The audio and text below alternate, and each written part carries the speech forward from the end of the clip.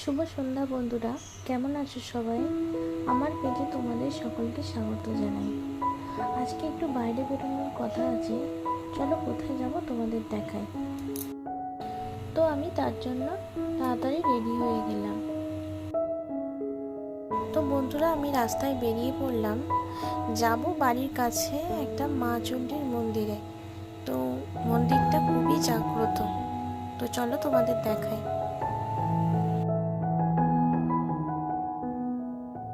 আমরা মন্দিরে চলে এসেছি। তো দেখো বন্ধুরা, মন্দিরটা কত সুন্দর বাইরে থেকে। এখানে একটা বসার জায়গাও আছে।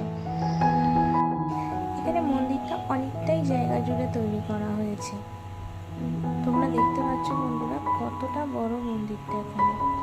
চলো তোমাদের একটু কাছে গিয়ে দেখাই। পাশে একজনকে জিজ্ঞাসা করে দেখলাম